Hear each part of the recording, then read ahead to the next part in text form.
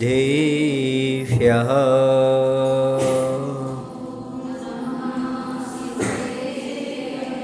ॐ नमः सिद्धेभ्यः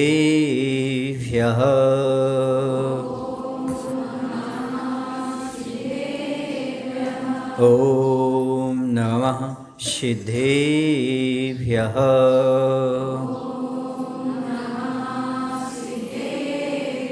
जीवमजीवं दौवं जिन्वर्वसहेण जैन नेदिठं देविन्दविन्दवन्दं वन्दे तं सौदा शिरसा वन्दे तं सौदा शिरसा। बोलिए हिंसा परमो धर्म की। देवादिदेव श्री महावीर भगवान की। आचार्य गुरुदेव भगवान श्री विद्यासागर जी महाराज की। नेमीचंद आचार्य महाराज की। आचार्य समय सागर जी महाराज की।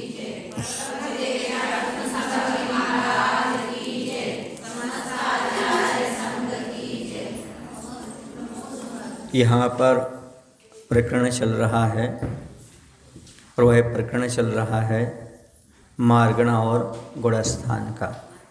14 प्रकार के मार्गणा और गुणस्थान के अनुसार जीव हो जाते हैं, जीवों की पहचान हुआ करती है। तो कल तक हम संयम मार्गणा तक देख चुके थे। आज हमें देखना है संयम मार्गणा के बाद आता है दर्शन मार्गणा। दर्शन मार्गणा किसे कहते हैं? विषय विषय सन्निपाते सति दर्शनम भवति। विषय और विषय का सन्निपात होने पर ज्ञान के पूर्व जो सामान्य प्रतिभास होता है उसे दर्शन कहते हैं। सामान्य अवलोकनम दर्शनम, सामान्य प्रतिभास का नाम दर्शन कहा गया है। और दर्शन की अपेक्षा जीवों का परिचय प्राप्त करना सो दर्शन मार्गणा कहलाता है।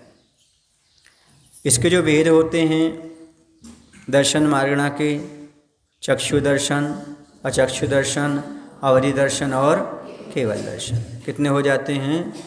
4 भेद हो जाते हैं।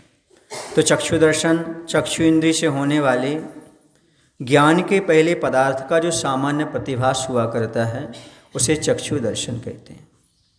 अचक्षु दर्शन, चक्षु दर्शन के बिना अन्य इंद्रियों और मन से होने वाले ज्ञान के पूर्व पदार्थ का जो सामान्य प्रतिभास होता है उसे अचक्षु दर्शन कहते हैं। अवधि दर्शन, अवधि ज्ञान के पूर्व होने वाला सामान्य प्रतिभास अवधि दर्शन है। केवल दर्शन, केवल ज्ञान के पूर्व नहीं, केवल ज्ञान के साथ। किसके साथ? क्यों? क्योंकि दोनों युगपद होते हैं। केवली भगवान के ज्ञान और दर्शन एक साथ होते हैं। तो केवल ज्ञान के साथ होने वाले सामान्य प्रतिभास को केवल दर्शन कहते हैं। इनके गुणस्थान कैसे हैं? तो चक्षु दर्शन और अचक्षु दर्शन, इन दोनों का पहले से लेकर के 12वें गुणस्थान तक रहेगा। और इसके बाद रहेगा अवधि दर्शन। चूँकि अवधि दर्शन सम्यक दृष्टि जीव को ही होगा, इसे 4थे गुणस्थान से लेकर के 12वें गुणस्थान तक रहेगा। और केवल दर्शन 13वें और 14वें, और उसके बाद भी सिद्ध अवस्था तक बना रहेगा। इसके बाद लेस्या मार्गणा आती है। लेस्या कसाय अनुरंजित योग प्रवृत्ति लेस्या। ऐसा भी मिलता है कि कसाय से अनुरंजित योग प्रवृत्ति का नाम लेस्या है। समझ गए ना? लेकिन 13वें गुणस्थान में भी लेस्या पाई जाती है, वहाँ कसाय नहीं होती है ना। तो दूसरी परिभाषा भी आचार्य ने दी है, लिम्पतिति लेस्या, जिसके माध्यम से लेपन हो जाए, अर्थात जो लिम्पन करती है उसको लेस्या कहते हैं। जो कर्मों से आत्मा को लिप्त करती है उसका नाम लेस्या कहा गया है। तो लेस्या की अपेक्षा जीवों का परिचय करना सो लेस्या मार्गणा है। लेस्याएँ कितने प्रकार की होती हैं? 6 प्रकार की होती हैं। कृष्ण, नील, कापोत, पीत, पद्म और शुक्ल। 3 शुभ लेस्याएँ होती हैं और 3 अशुभ लेस्याएँ होती हैं। आपको मालूम है कृष्ण लेस्या वाले के परिणाम कैसे होते हैं? तीव्र क्रोध करने वाला होता है, शत्रुता को पाल कर रखता है, और जिसकी लड़ाई झगड़ा करना ही स्वभाव हुआ करता है, जिसको दया से धर्म से कोई मतलब नहीं हुआ करता है, और इसके साथ साथ दुष्ट प्रवृत्ति का होता है, कभी भी किए गए उपकार को मानने वाला नहीं होता। ये परिणाम जिसके पास पाए जाएं, ये सब लक्षण कृष्णलेशा वाले जीव के हुआ करते हैं। नीललेशा इससे थोड़ा सा अच्छा रहता है, लेकिन अच्छा नहीं रहता, फिर भी थोड़ा सा आलसी होता है ये आदमी, कोई भी काम करने में आलस्य करता है। आज का काम कल पर टालने की इसकी परिणति हुआ करती है। हमेशा आलस्य उसके जीवन में रहता है, आलस्य के बिना वह कोई काम नहीं करता। उठेगा तो क्या करेगा, अलार्म जो होती ना, अलार्म बजती रहेगी, उस पर हाथ पटक देगा और क्या होगा, फिर से सो जाएगा। समझ गए, ये किसकी परिणति है, नीललेशा वाले। यदि आप करते हो तो समझ जाना। आलसी, मंदबुद्धि, कैसा होता, मंदबुद्धि होता है। स्त्री लब्धक होता है, स्त्रियों में राग रखने वाला, पुरुषों में राग रखने वाली। प्रवंचक, प्रवंचक माने मायाचारी, चलती रहती। कातर, कायर होता है, सदा मानी यानी अहंकार को पुष्ट करता रहता है। ये सब नीललेशा के लक्षण हुआ करते। फिर तीसरी आती कापोतिलेशा, शोकाकुल, हमेशा शोक में डूबा रहता है, सदा रुष्ट रहता है, किसी चीज़ से संतुष्ट होता ही नहीं, वो हमेशा रुष्ट बना रहता है। पर निंदा, दूसरे की निंदा करने में तो उसको इतना आनंद आता है, इतना निंदा रस में रस लेता है वो, जितना अनार के रस में नहीं आता उसको रस। गन्ने के रस में उतना आनंद नहीं आता पीते समय, जितना निंदा करते समय उसको आनंद आता है।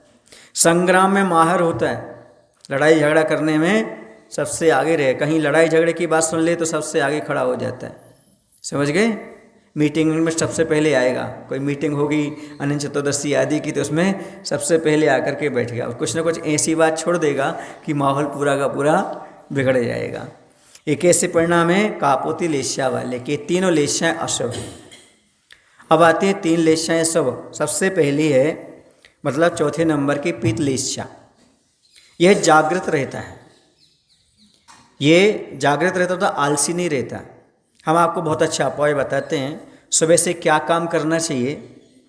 सुबह से कभी भी यदि आप अलार्म लगाओ तो अलार्म के समय उठ जाना चाहिए, कभी अलार्म को बंद नहीं करना चाहिए, क्योंकि अलार्म को बंद करने का अर्थ है आपने अपने दिन के आधे काम समाप्त कर दिए। क्यों, क्योंकि समय बचेगा आपका, सो जाओगे तो आलस्य में। और उस दिन जो होता है जब अलार्म के बाद आप सोएंगे, तो सोने के बाद आपका जो नींद तो नहीं आएगी, वैसे ही समय आपका निकल जाएगा। दूसरी बात है, सुबह से उठ करके सबसे पहले चेहरे पर मुस्कान रखें, और मुस्कान के बाद अपने अरहंत भगवान को, अपने गुरु को नमस्कार करें, और परिवार में जो बड़े हैं उनको प्रणाम करें। आपका दिन बहुत अच्छा निकलेगा, क्योंकि चेहरे पर मुस्कान और बड़ों को प्रणाम, इसके दिन भर निकलते अच्छे परिणाम। अच्छे परिणाम निकालना चाहते हो तो ये तीन चीज़ें अवश्य आप अपने जीवन में करें। समय से उठें, और गुरु को, प्रभु को प्रणाम करें, बड़ों को प्रणाम करें, और चेहरे पर हमेशा मुस्कान रखें, और एक सकारात्मक सोचें। मोबाइल की ओर ना ध्यान दें, सबसे पहले चेक ना करें मोबाइल को, बल्कि सकारात्मक सोच रखें। जो आपको पिछले दिन कोई सकारात्मक चीज़ मिली हो उसको याद करें, या प्रभु और गुरु के जो वचन हैं उनको याद करें। आपका पूरा दिन बहुत अच्छे से निकल जाएगा। इस सुबह से आप करने के देखो 15 दिन, फिर आपका जो दिन भर का थकान है या अस्त व्यस्तता है वो आपकी सारी ठीक हो जाएगी। समझ गए। तो जागृत होता है, करुणायुक्त होता है, उसके अंदर दया होती है, करुणा का पालन करता है, दूसरे जीवों को अपने समान देखने का भाव बनाता है। जो कार्य अकार्य उसका विचार करता है, विवेक बुद्धि रखता है, क्या करने योग्य क्या करने योग्य नहीं इसका विचार करता है। लाभ अलाभ में समता रखने वाला होता है, क्योंकि शुभ लेशा है, उसके परिणाम अच्छे हो जाते। यदि लाभ हो रहा है तो अच्छी बात है, नहीं हो रहा है तो अच्छी बात है। आकुल व्याकुल नहीं होता, संतोषी परिणाम जीव होता है वो। इसके बाद आता है परमलेशा। सबसे पहला गुण उसका है दयाशील, दयावान होता है वह, और दयावान होगा तो बाकी सारे गुण अपने आप आ जाते हैं, क्योंकि दया धर्म का मूल है। जिसके अंदर दया नहीं है समझो उसके अंदर धर्म नहीं है। त्यागी हो, भद्र हो, साधुजनों की पूजा में निरत हो, साधुजनों के पूजन आदि करता हो, अर्थात मुनियों की पूजा में इंटरेस्ट लेता हो। समझ गए। और बहुत अपराध या हानि पहुंचाने वाले को भी क्षमा कर दे। जो आपके प्रति अपराध करता है, आपकी हानि पहुंचाता है, उसको भी क्षमा करने का भाव रखता है। समझ लेना वह जीव कौन सी लेस्या का है? बोलो ना भाई, परमलेस्या का है। बद्ध परिणामी होता है, त्यागी होता है, बहुत अच्छे भाव रहते हैं परमलेस्या वाले के। फिर आता अंतिम शुक्ल लेस्या, जो शत्रु के दोषों पर भी दृष्टि न देने वाला हो। समझ रहे? सामान्य व्यक्ति दोष तो ठीक है, किसके? दुश्मन के भी दोषों पर ध्यान नहीं देता हो। समझ गए? इतना गुणग्राही होता है। और जिससे पर से राग द्वेष व स्नेह ना हो, समझ गए? और परम संयम को प्राप्त करने की भावना रखता हो, या स्वयं संयमी भी हो सकता है। इस प्रकार के परिणाम जिसके होते हैं शुक्ल लेस्या। वैसे शुक्ल लेस्या पहले गुण स्थान में भी होती है। कहाँ होती है? पहले गुण स्थान में भी होती है, सब परिणाम वहाँ भी हो जाते हैं। तो कहने का तात्पर्य ये है कि वह थोड़ा सा समता परिणाम अच्छे से रखता हो, शत्रुओं के दोषों पर भी ध्यान नहीं देता हो। जैसे रामचंद्र जी शत्रु के में भी गुण खोज लेते थे, दोषों को ध्यान में नहीं देते थे। ऐसा गुण जिसके अंदर आ जाता है वह शुक्ल लेस्या वाला होता है। और परम शुक्ल लेस्या 13वें गुण स्थान में होती है। कहाँ होती है? 13वें गुण स्थान में।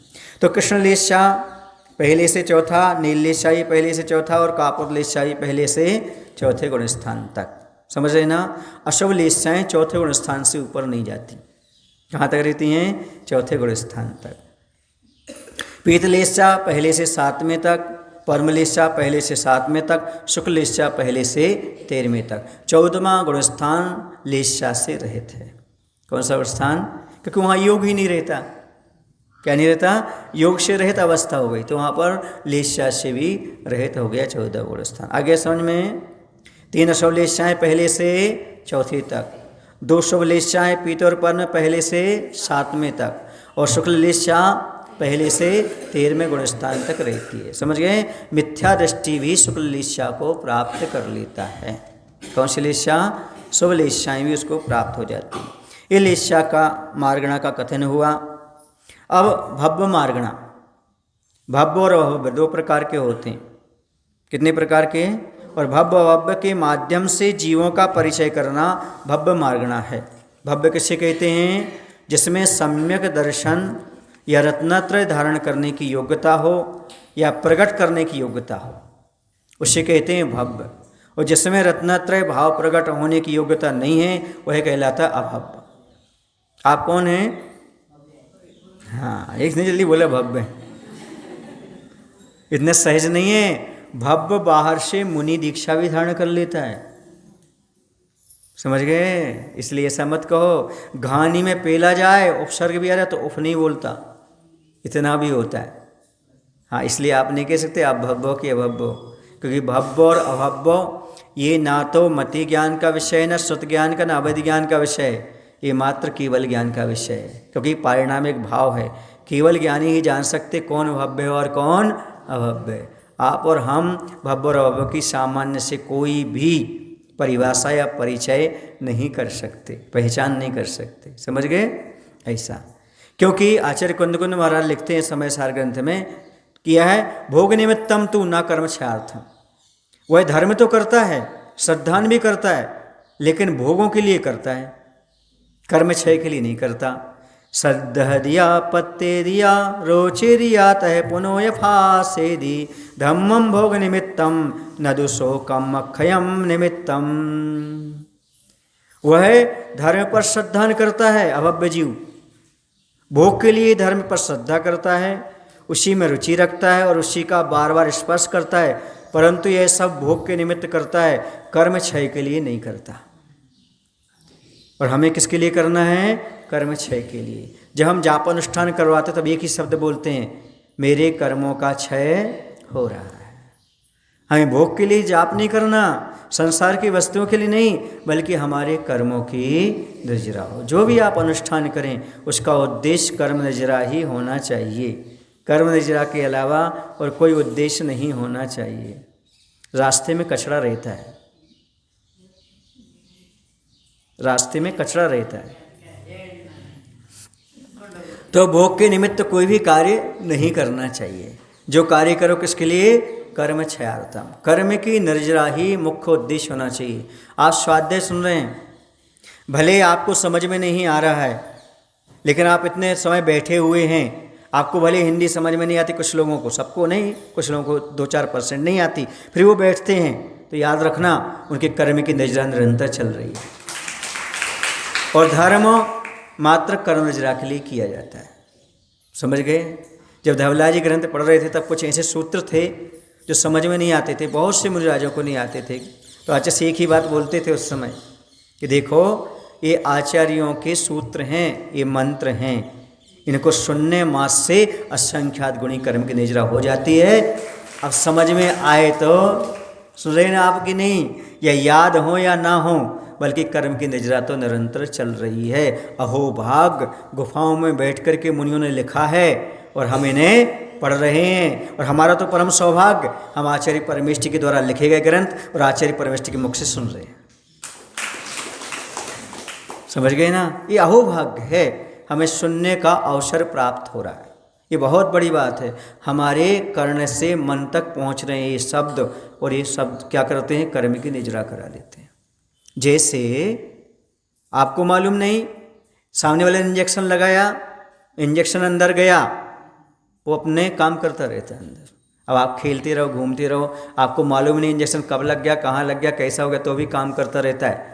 वैसे गुरुओं के सूत्र अंदर चले गए, वो अंदर काम करते रहते हैं, कर्म की निजरा करते रहते हैं, आत्मा को स्वस्थ और पवित्र बनाते रहते हैं। समझ आ रहा है आपको। डॉक्टर के इंजेक्शन पर तो विश्वास है, पर जिनवाणी के सजेशन पर भी, मुनि के सजेशन पर भी विश्वास होना चाहिए, आप स्वस्थ और पवित्र हो जाए।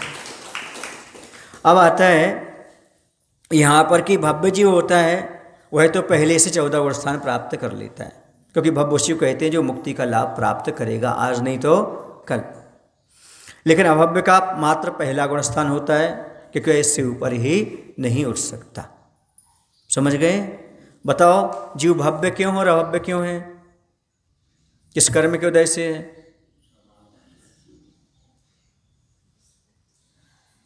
जीव किसी भी कर्म के वजह से भव्य और अभव्य नहीं है, क्योंकि ये पारिणामिक भाव है, और पारिणामिक भाव स्वभाव होता है, और यह कर्म निरपेक्ष भाव है। इसमें कर्म का क्षय, उदय, क्षय उपशम आदि कुछ भी नहीं चाहिए पड़ता। जैसे आप जीव क्यों हैं, किस कर्म के वजह से जीव हैं? नहीं, जीव तो पारिणामिक भाव है, स्वभाव है, इसलिए जीव किसी कर्म के उदय से नहीं है। ऐसी भव्य और अभव्य भी किसी कर्म के उदय से नहीं है, ये तो नेचर है, ये तो स्वभाव है। समझ आया ना। इतना आप लोग कहने लगो महाराज वो अभव्य क्यों है, उसने क्या गलती की थी? तो उसने कोई गलती नहीं की, वो तो है, अनादि से तो है। और आप भव्य हैं, आप गलती जरूर कर रहे हो, भव्य होते भी अभव्यवत संसार में पड़े हो। अब जल्दी अभी भव्यता प्रकट करो और जल्दी कल्याण करो। समझ आया ना।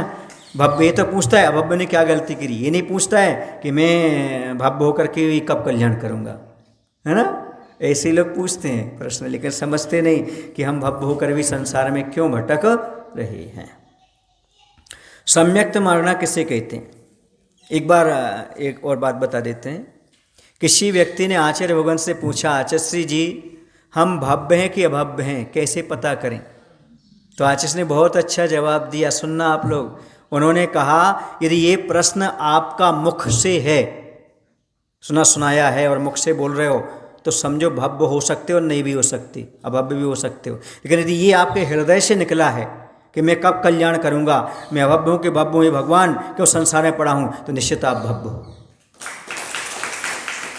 क्योंकि मैं संसार में पड़ा हूँ, मैं कब कल्याण करूँगा, ऐसा भाव भव्य जीव के अंदर ही उत्पन्न होता है। और सुनाए मैं भव्य हूँ कि अभव्य हूँ, ये बात तो किसी के अंदर भी आ सकती है, अभव्य के अंदर भी आ सकती है। समझ आया। ये आचार्य भगवंत ने बहुत अच्छा उत्तर दिया। अंदर से तड़मड़ होना चाहिए, छटपटाहट होना चाहिए कि मैं कब कल्याण करूँगा, ये भव्यता की निशानी है। आपको कभी आता है कि मैं कब कल्याण करूँगा, कब कैसे करूँगा? जब आता हो, जब विपत्ति आती होगी, है ना। जैसे पिंजरे के अंदर तोता रहता है ना, तो जब तक अंगूर के अनार के दाने खाने मिलता है, दूध भात खाने मिलता है, तब तक आनंद। और जैसे ही मालिक भाग जाता हो तब लगता हो अरे हम तो पिंजरे में हैं, कब बाहर निकलें। ऐसे ही आपको जब परिवार में आपत्ति आई, विपत्ति आई, कोई साथ नहीं दिया, तब लगता है चलो भैया कल्याण कर लो। और फिर जब कोई सहयोग देने लगता है, यहीं अच्छे हैं अपन, तो वहीं कहीं पड़े रहते। अब सम्यक्त मारणा का, किसका? सम्यक्त मारणा का व्याख्यान चलेगा कि सम्यक्त मारणा किसे कहते हैं? 7 तत्वों तथा सच्चे देवशास्त्र गुरु का यथार्थ श्रद्धान प्रकट होने पर होने वाली आत्मा की उस शुद्ध परिणति को सम्यक्त कहते हैं। समझ गए? व्यवहार सम्यक्त की बात यही कही जा रही है, 7 तत्वों पर श्रद्धान होना और देवशास्त्र गुरु पर श्रद्धान होना। समझ गए? अब मैं आपको 3 तत्व बता रहा हूँ। 3 तत्व में व्यवहार भी आ जाएगा, निश्चय भी आ जाएगा और सराग सम्यसन भी आ जाएगा, वितरक सम्यसन भी आ जाएगा। मात्र 3 तत्वों पर श्रद्धान रखो। महाराज अभी तक 7 तत्व पढ़ते आए, आप 3 तत्व की बात कर रहे हैं। सुनो 3 तत्व कौन कौन से? पहला तत्व है देवशास्त्र गुरु, पहला तत्व है देवशास्त्र गुरु, दूसरा तत्व है 7 तत्व और तीसरा तत्व है आत्म तत्व। इन तीनों पर श्रद्धा रखो, आपको दोनों प्रकार के सम्यसन उपलब्ध हो जाएंगे। 7 तत्व और देवशास्त्र गुरु, इन पर श्रद्धा रखने से व्यवहार सम्यक दर्शन, और परपदार्थों से भिन्न अपनी आत्मा पर श्रद्धा रखना निश्चय सम्यक दर्शन। दोनों सम्यसन हो जाएंगे। बस इन 3 पर आपको श्रद्धा रखना है, देव शास्त्र गुरु, 7 तत्व और आत्म तत्व। इतने 3 तत्व को समझ लो सम्यक दर्शन को समीचीन प्राप्त करने के लिए। आए समझ में? और सम्यक की अपेक्षा जीवों का परिचय प्राप्त करना सो सम्यक्त मारणा कहलाती है। क्या हो गया? यदि अपन बोलने से पहले सुनेंगे तो अपन को समझ में आएगा। 7 तत्व, 3 तत्व देवशास्त्र गुरु और आत्म तत्व। हाँ, समझ गए? कई बार क्या होता है ना, अपन बोलते हैं तो जो सुनाई देता है ना वो सुन नहीं पाते, इसलिए सुनने से अच्छा लगता है। और लिखने का यहाँ मत लिखा करो, ये सब यूट्यूब में डालेंगे, घर बैठ करके अच्छे से खोल करके और लिख लो जितना लिखना है। यहाँ तो सुनो, क्या करो? सुनो, थोड़ा थोड़ा हिंट कर लो, बाकी घर में पूरा कर लो उसको जितना छूट जाता है, तो आपका डिस्टर्ब भी नहीं होगा और रिवीजन भी अच्छे से होता चला जाए। डबल सुनने में क्या बात है, बोलो ना। और जितना स्वाद देकर उतना आपको आनंद आएगा, रिवीजन होता जाएगा। रिवीजन करने से याद भी होता है, नहीं होता है? याद होता है। और आजकल सबके पास मोबाइल है ना, 2-2 सिम होंगी, है ना, 2-2 मोबाइल होंगे। हाँ, स्माइल हो चेहरे पर नहीं हो, मोबाइल जरूर होता है घर में और कई बार स्माइल छिन जाती है मोबाइल छिनने से, ऐसा भी होता है। मिथ्यात्व, इसके कितने वेद होते हैं? 6 वेद होते हैं। किसके? सम्यक्त मारणा के 6 वेद। मिथ्यात्व भी आएगा, शास्त्रधर्म भी आएगा और सम्यक मिथ्यात्व भी आएगा। ये तीनों भी लिए जाते हैं। उसके बाद सम्यक की बात की जाएगी। तो मिथ्यात्व, मिथ्यात्व प्रकृति के उदय से होने वाले तत्वार्थ के अश्रद्धानुरूप परिणामों को मिथ्यात्व कहते हैं। समझ गए ना? तत्वार्थ श्रद्धानम सम्यक दर्शन, और तत्वार्थ का श्रद्धान नहीं होना सो मिथ्या दर्शन हो गया। जैसे सम्यक दर्शन ज्ञान चारित्राणी मोक्ष मार्गा, मिथ्या दर्शन ज्ञान चारित्राणी संसार मार्गा। अर्थापत्ति न्याय यही कहता है।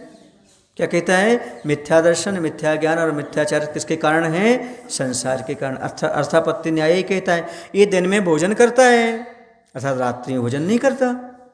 समझ गए ना? ये अर्थापत्ति न्याय है। ऐसे ये निकल जाएगा आपका सम्यक से सम्यक है, सम्यक से मोक्ष मार्ग है। तो मिथ्या दर्शन, मिथ्या ज्ञान, मिथ्याचार किसका है? संसार मार्ग है। और क्या है? संसार के कारण यही है। दूसरी ढाल तीसरी ढाल में लिखा ही है, देखो अब मिथ्याचारित। मिथ्याचारित संसार का कारण होता है। बिना श्रद्धान के जो कुछ कर रहे हो वो आपको फल देने वाला नहीं। फल तो देगा पर मोक्ष नहीं देगा। संसार का सुख तो दे देता है। मिथ्याचारित्व भी पालो, ऐसा कर लो तो बाल तप कर लो, अकाम नजरा कर लो तो स्वर्ग आदि मिल जाता है, लेकिन मोक्ष नहीं होता। समझ गए? ऐसे अब आता सासाधन। उत्सम सम्यक के काल में कम से कम एक समय और अधिक से अधिक 6 आवली शेष रहने पर अनंतानुबंधी कषाय के 4 भेदों में से किसी एक कषाय का उदय होने से उपशम सम्यक से च्युत होने पर और मिथ्यात्व प्रकृति के उदय न होने से मध्य के काल में जो परिणाम होते हैं उसे सासाधन सम्यक तो कहते हैं। उपशम सम्यक से कोई च्युत हुआ, कहाँ से? उपशम सम्यक दृष्टि था, अभी कहीं भी मिथ्यात्व का उदय नहीं आया, मात्र कोई अनंतानुबंधी में से एक कषाय का उदय आ गया। समझ गए? और नीचे टपक गया। कहाँ? चौथे गुण स्थान से ऊपर गुण स्थान से नीचे आया। अभी मिथ्यात्व में नहीं आया, कहाँ आएगा वो? दूसरे गुण स्थान में आएगा, सासाधन गुण स्थान में। समझ गए? उसके बाद फिर नीचे आएगा। उदाहरण दूं, सा साधना, जिसने सम्यक दर्शन की प्रार्थना कर दी पर अभी मिथ्यात्व में नहीं आया, उसका नाम है सा साधन। यानी वह तीसरी मंजिल से नीचे गिर गया, लेकिन जब तक जमीन पर नहीं आया, बीच का समय कहलाएगा सा साधन अवस्था। बहुत अल्प समय रहता है। कितना? इन्होंने बताया यहाँ पर क्या होता है।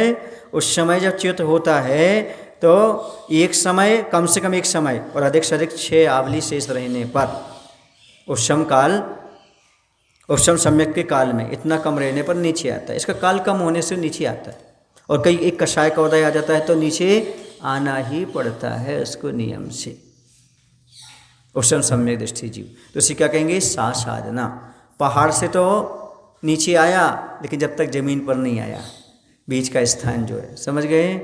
हाँ, वो क्या है? सा साधना। क्योंकि एक बार एक व्यक्ति कांच के बर्तन खरीदने गया।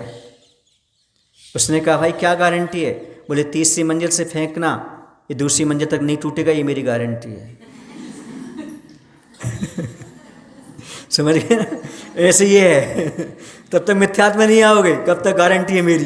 कब तक? जब तक तुम बीच के स्थान, जैसे नीचे गिरे तो चकनाचूर, टूट गया कांच का बर्तन, अर्थात सम्यक छूट गया, मिथ्यात्व में आ जाएगा।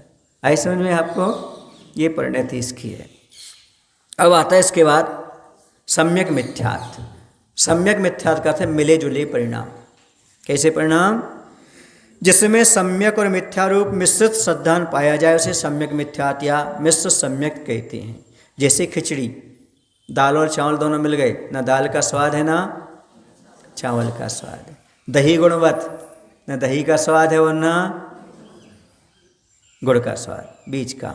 ऐसे यहाँ पर देवशास्त्र गुरु पर श्रद्धान रखता है, मन उनको पूजन भी करता है, पर अन्य देवी देवताओं की पूजा भी कर लेता है। दोनों साइड भागता है, यहाँ भी वहाँ भी दीपक जलाएगा, बाजू में जाके वहाँ भी दीपक जलाएगा। समझ गए? हाँ, भगवान को तो मानता है वीतरागी को, लेकिन वो वहाँ भी चला जाता है। तो ये सम्यक मिथ्यात्व कौन सा है? मिले जुले परिणाम वाला रह रहा है। न इसे मति ज्ञानी कह सकते, न कुमति ज्ञानी कह सकते। समझ गए? मिश्र ज्ञान उसका बना रहता है। ऐसे जी को समझाना बहुत मुश्किल होता है, कठिन तो होता है। क्यों? क्योंकि वह समझता नहीं इस बात को। बोले हम भगवान को तो मानते हैं, पर ये क्यों मान? अब वही तो है, वही तो गड़बड़ है। किंतु मनो परंतु ये बोल के काम कर लेता है, निकाल लेता है। इसलिए सम्यक मिथ्यात्व वाला दोनों परिणाम रख करके चलता है। अब आता है उपशम सम्यक। इसमें दो भेद हो जाते हैं, प्रथमोपशम और द्वितीयोपशम। प्रथमोपशम सम्यक दर्शन मोहिनी की मिथ्या, सम्यक मिथ्या, सम्यक प्रकृति और अंतानुबंधी क्रोध मान माया लोभ, इन 7 प्रकृतियों के उपशम से जो सम्यक्त होता है उसे प्रथमोपशम सम्यक्त कहते हैं। प्रथमोपशम सम्यक्त के साथ मरण नहीं होता और कभी आयु का भी बंध नहीं होता, क्योंकि इसमें काल थोड़ा होता है, इसलिए वहाँ पर मरण भी नहीं होता है और किसी भी आयु का बंध भी नहीं होता। ये रूल्स है, नियम है। किसमें? प्रथमोपशम सम्यक्त के इस काल में। फिर आता है द्वितीयोपशम सम्यक्त। द्वितीय सम्यक्त की क्या विशेषता है? क्षयोपशम सम्यक्त के अनंतर जो उपशम सम्यक्त होता है उसे द्वितीयोपशम सम्यक्त कहते हैं। इसके भी दो आचार्यों के मत है इसके बारे में भी। कोई आचार्य कहते हैं कि सप्तम गुण स्थान से होता है, कोई आचार्य चतुर्थ गुण स्थान से भी मानते हैं। समझ गए? तो यह भी 7 प्रकृतियों के उपशम से होता है। कौन सा? द्वितीयोपशम सम्यक्त। सप्तम गुण स्थानवर्ती मुनि यदि उपशम श्रेणी चढ़ें तब उनको छायक सम्यक्त या द्वितीयोपशम जो सम्यक्त है आवश्यक होता है। या तो द्वितीय सम्यक्त चाहिए या छायक सम्यक्त चाहिए, तभी वह उपशम श्रेणी मार सकते हैं। या तो छायक चाहिए या द्वितीय सम्यक्त चाहिए, तभी वह श्रेणी पर ऊपर चढ़ सकते हैं, मार सकते हैं। समझ गए ना? सप्तम स्थानवर्ती मुनिराज, तो वे श्रेणी तो वही चढ़ेंगे वहाँ पर। इसलिए यहाँ पर ये तो नियम ही होता है। अब यहाँ पर आगे कहते हैं द्वितीय सम्यक्त को कई आचार्य चतुर्थ गुण स्थान में भी मान लेते हैं और सप्तम गुण स्थानवर्ती भी कोई मान लेते हैं। इस प्रकार का मिलता है। अब क्षयोपशम सम्यक्त यानी वेदक सम्यक्त भी कह लो या क्षयोपशम सम्यक्त कह लो। अनंतानुबंधी, क्रोध, मान, माया, लोभ, मिथ्यात्, सम्यक मिथ्यात्, इन 6 प्रकृतियों के उदयाभावी क्षय और उपशम से तथा सम्यक प्रकृति के उदय से सम्यक होता है उसे क्षय सम्यक कहते हैं। इसमें सम्यक प्रकृति का उदय रहता है, जिसमें चल मल आगाड़ दोष लगते रहते हैं। ये बूढ़े की बैसाखी जैसा है, हिलता रहता है, स्थिर नहीं रहता। गिराता तो नहीं है पर हिलाता है, समझ रहे ना। जैसे जीव कहता है ये मेरे भगवान हैं, ये मेरा मंदिर है, मैं यहीं पूजन करूंगा, यहीं दान दूंगा, यहीं सब व्यवस्था करूंगा, ये सम्यक दर्शन में दोष है। क्योंकि कोई भी एक मंदिर नहीं होता। आपके नगर में जितने मंदिर हैं वो सब हमारे हैं, सब में दान करूंगा, सब में पूजन करूंगा, सब में व्यवस्था करूंगा, ये सम्यक दृष्टि का भाव है। कोई पर्टिकुलर मंदिर पकड़ के नहीं रहता, वेदी पकड़ करके नहीं रहता। यदि पकड़ करके रहता है तो सम्यक दर्शन में दोष है। समझ गए आप लोग कि नहीं? भले पूजन आप एक वेदी पर कर लो, पर हर वेदी पर अर्घ चढ़ाने जरूर जाना, हर मंदिर में दर्शन करने अवश्य जाना चाहिए। ऐसा नहीं भैया हम तो उस बस्ती में हैं, मंदिर को बस्ती बोलते ना आप लोग, उस बस्ती में ही दान करते हैं, वहीं पर सारी व्यवस्था करते हैं। ऐसा नहीं, बल्कि सारे मंदिर हमारे हैं और सारे भगवान हमारे हैं, सारी वेदियाँ हमारी हैं। और कई बार होता है जो मंदिर अपने नाम से प्रशस्त करते ना, अपने मंदिर में अपनी प्रतिमा अपनी प्रशस्ति लिखी रहती ना, उसी को ज़रा ध्यान देते, उसी का पूजन करना, अभिषेक करना नहीं। ये सम्यक दर्शन में दोष उत्पन्न कराने वाला है। कभी पूजन उस मंदिर में कर लो, कभी पूजन इस मंदिर में कर लो, कभी पूजन उस मंदिर में कर लो। समझ गए ना? हाँ, क्यों? क्योंकि सम्यक दर्शन को सुरक्षित रखना हो तो पर्टिकुलर किसी मंदिर को पकड़ करके मत बैठो। अगली बात, कभी भी शांतिनाथ हो शांति के दाता मत कहो और पार्श्वनाथ को संकट मोचक मत कहो। क्यों? क्योंकि कौन से भगवान में कमी है? सारे भगवान में एक से गुण हैं, पर शांतिनाथ ही शांति क्यों देते हैं? पार्श्वनाथ ही संकट क्यों मोचते हैं? बोलो ना, संकट मोचक पार्श्वनाथ, सारे भगवान में एक से गुण है। और ये कहना पर्टिकुलर भगवान, मनुष्य व्रत की पूजा अमावस्या को करो सब काम ठीक हो जाएंगे, ये भी सम्यकता में दोष लगाने वाले काम है। सब भगवान की करो ना, 24 भगवान की पूजन कर लो, बाद में कर लो मनुष्य व्रत की, कोई दिक्कत नहीं है। लेकिन नहीं, पर्टिकुलर पकड़ करके बैठना, ये भी सम्यक्त में दोष लगाता है। सम्यक्त नष्ट तो नहीं करता, पर सम्यक में दोष तो पैदा करता है। पर क्या करे, इच्छा से सम्यक दृष्टि है, कहीं ना कहीं दोष उत्पन्न करता रहता है। शांतिनाथ शांति दो, पार्श्वनाथ संकट दूर करो, आदिनाथ क्या करेंगे? महावीर भगवान क्या करेंगे? बोलो ना भाई। इसलिए प्रत्येक भगवान, मुनि में फिर भी आचार्य परमेश्वर साधु पर, इसमें थोड़ा भेद हो सकता है, साधना में अंतर हो सकता है, लेकिन भगवान में क्या भेद? भगवान में तो सारे गुण एक से ही विद्यमान है। समझ में आ रहा है ना? चल मल अगाड़, मल तो समझते हैं 25 मल दोष होते हैं, और ये चल और अगाड़, इन दोषों से बचने का प्रयास करो। समझ गए? किसी मंदिर को, किसी वेदी को, किसी भगवान को पकड़ करके मत बैठो, बल्कि सारे भगवान हमारे हैं, सारे मंदिर हमारे हैं। समझ में आया? चलिएगा। क्यों? क्योंकि अब प्रकरण आ रहा है तो खोलना तो पड़ेगा, सम्यक प्रकृति क्या काम करती है, तो हमने ये बता दिया। 600 सम्यक में ऐसा काम होता है। छायक सम्यक्त, 7 प्रकृतियों के क्षय से जो सम्यक्त होता है उसे छायक सम्यक्त कहते हैं। पूरा क्षय हो जाता है, और एक बार छायक समर्शन प्राप्त हुआ वह कभी नहीं छूटता जब तक मुक्ति नहीं होती। और छायक सम्यक दृष्टि जीव अधिक से अधिक 4 भाव लेता है। कितने भाव लेता है? इसके बाद मुक्ति का लाभ प्राप्त कर लेता है। वो भी कैसे? 4 भाव, 3 भाव, 2 भाव में मुक्त नहीं होता, या 1 भाव में मुक्त होता है। 1 भाव में, 3 भाव में, या 4 भाव में मुक्त होता, 2 भाव का नहीं। क्यों? क्योंकि जी किसी ने छायक समर्शन प्राप्त किया, अभी कर लिया, और अभी प्राप्त करने के बाद उसने पहले मनुष्यायु बांध ली थी या त्रेंचायु बांध ली थी, तो भोग भूमि का जा करके बनेगा। कहाँ का बनेगा? भोग भूमि का बनेगा। तो 1 भाव ये हो गया, 1 भाव भोग भूमि का हो गया, और दूसरा देव पर्याय का हो गया, तीसरा, और चौथा मनुष्य होगा, और मोक्ष चला जाएगा। ऐसे 4 भाव हो गए। 4 भाव कैसे लगेंगे छायक सम्यक दृष्टि को? किसी ने क्या किया है? मनुष्य ने त्रेंच या मनुष्यायु का बंध कर लिया है, फिर छायक समर्शन प्राप्त किया तो मरण करके भोगभूमि जाएगा।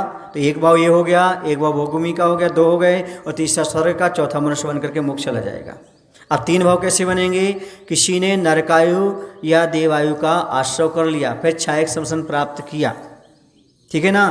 तो पहले वह जिस आयु को बांधा नीचे या ऊपर, वो आयु पूर्ण करेगा। एक जी हो गई जो वर्तमान की थी, आगे की हो गई एक, और फिर मनुष्य बन करके मोक्ष आएगा। 3 भाव हो गए, 2 भाव नहीं बनेंगे, क्योंकि यहाँ से या तो स्वर्ग जाएगा, स्वर्ग से मुक्ति है ही नहीं, नरक जाएगा, मुक्ति है ही नहीं, भोगों से मुक्ति है ही नहीं। इसलिए छायक समसन के लिए कितना भाव बनेगा? 1 भाव, 3 भाव या 4। नया विषय है ना, हाँ, तो नए विषय सुनते जाओ। छायक समष्टि 4 भाव के अंदर अंदर मुक्ति का लाभ प्राप्त कर ही लेता है। और एक छायक समष्टि कब तक नहीं छूटता? जब तक मुक्ति का लाभ नहीं हो जाता। समझ गए? अब चलते हैं, इसके गुणस्थान समझ लेते हैं। मिथ्यात्व का पहला गुणस्थान, सासाधन का दूसरा गुणस्थान, सम्यक मिथ्यात्व का तीसरा गुणस्थान। और उपशम सम्यक के 2 भेद हो जाते हैं, प्रथमोपम सम्यक्त और द्वितीय सम्यक्त। तो प्रथमोपम सम्यक्त 4 से 7, ठीक है ना, प्रथमोपम सम्यक्त।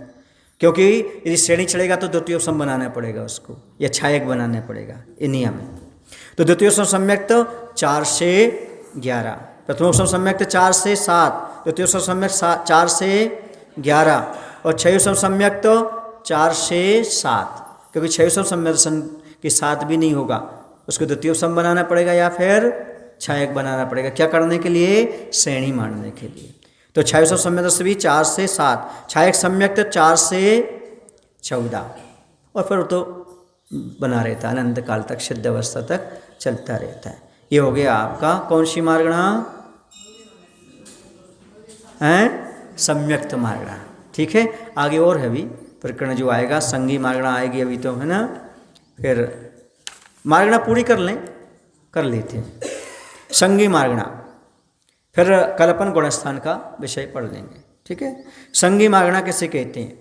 संगी और असंगी के माध्यम से जीवों का परिचय प्राप्त करने को संगी मार्गणा कहते हैं। आप संगी तो जानते हैं, मन सहित जीव को संगी कहते हैं, या जो जीव शिक्षा उपदेश क्रिया और आलाप को ग्रहण करता है उसे संगी कहते हैं। असंगी जीव मन रहित जीव का संगी कहते हैं। जो जीव शिक्षा उपदेश क्रिया और आलाप को ग्रहण नहीं कर पाता उसे असंगी कहते हैं, ठीक है ना। यदि आप लोग उपदेश ग्रहण नहीं करते हो, है ना और शिक्षा ग्रहण नहीं करते हो, तो संगी होकर के भी असंगी हो। जो जिन वाणी और न धरत है, सैनी हो के असैनी है। सुने ना, जिन वाणी मोक्ष न सैनी है। जिनवाणी क्या है? मोक्ष न सैनी है। लेकिन जो जिनवाणी और न धरे, हृदय में धारण नहीं करता, वो सैनी होकर भी असैनी जैसा है। असैनी नहीं है, असैनी जैसा है। समझ रहे ना? क्योंकि उसका मन तो रहता है और उसका मन का सही काम नहीं करता है। तो संगी जीव और असंगी जीव, असंगी का जो है प्रथम गुण स्थान ही रहेगा, क्योंकि मन के बिना सम्यक की उपलब्धि नहीं हो सकती। और संगी का पहले से लेकर के 12वां गुण स्थान तक। केवल भगवान संगी है क्या? संगी हैं, हम पहले बता चुके हैं, क्योंकि उनके पास छाया समय भाव नहीं है, इसलिए संगी नहीं कह सकते। लेकिन द्रव्य मन उनके पास है, इसलिए असंगी भी नहीं कह सकते। समझ गए? केवली भगवान संगी नहीं होते हैं, क्योंकि ज्ञानावरण दर्शनावरण कर्म से रहित होने के कारण केवली मन के अवलंबन से बाह्य अर्थ का ग्रहण नहीं करते, अथा केवली को संगी नहीं कह सकते। और संगी भी नहीं कहेंगे, क्योंकि जिन्होंने समस्त पदार्थों को साक्षात कर लिया है उन्हें असंगी मानने में विरोध आता है। सहयोग केवली अनुभव हैं, संगी नहीं, क्योंकि भगवान भावमन नहीं है, और ना असंगी हैं, क्योंकि अविवेकी नहीं है। समझ गए ना? सहयोग केवली के यद्यपि द्रव्य मन है, परंतु भावमन नहीं है, क्योंकि छाया समय भाव पूरा समाप्त हो चुका है। अब आता आहारक मार्गणा। कौन सी मार्गणा? हाँ, आहारक एवं अनाहारक के माध्यम से जीवों के परिचय करने को आहारक मार्गणा कहते हैं। इसके 2 भेद हो जाते हैं, आहारक और अनाहारक। जो 3 शरीर और 6 पर्याप्तियों के योग पुद्गल वर्गणाओं को ग्रहण करता है उसे आहारक कहते हैं। उसे क्या बोलते हैं? आहारक कहते हैं। और अनाहारक 3 शरीर और 6 पर्याप्तियों के योग पुद्गल परमाणुओं को जो ग्रहण नहीं करता उसे अनाहारक कहते हैं। विग्रह गति में 13वें गुण स्थान के प्रतरलोक पूर्ण 2 समुद्घात में एवं 14वें गुण स्थान में जीव अनाहारक अवस्था को प्राप्त होता है। मरण की अपेक्षा विग्रह गति ले लेना, पहला गुण स्थान, दूसरा गुण स्थान, चौथा गुण स्थान, और यहाँ पर 13वां गुण स्थान। समझ गए, और 14वें गुण स्थान में भी। ठीक है, इस प्रकार से अनारक अवस्था पाई जाती है।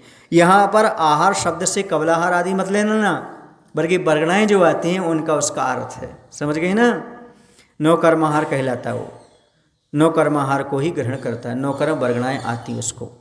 आहारक, आहारक में पहले से लेकर के 13वें गुण स्थान तक, और अनारक में पहला, दूसरा, चौथा, ये विग्रहगति की अपेक्षा, मनन की अपेक्षा, और 13वां समुद्घात की अपेक्षा। कौन से समुद्घात? प्रतर और लोकपूर्ण, एवं 14वां गुण स्थान। इस प्रकार से 14 मार्गणाएं पूर्ण हो गई। कल गुण स्थान का प्रकरण चलेगा, बहुत रोचक विषय है कल का गुण स्थान का। बोले महावीर भगवान की जय, आचार्य विद्यासागर जी महाराज की जय। बोधि समाधि परिणाम शुद्धि, स्वात्मोपलब्धि शिव शौक सिद्धि, चिंतामणिं चिंतित वस्तुदाने, त्वां वन्दे मानस्य ममास्तु देवी, त्वां वन्दे मानस्य ममास्तु देवी।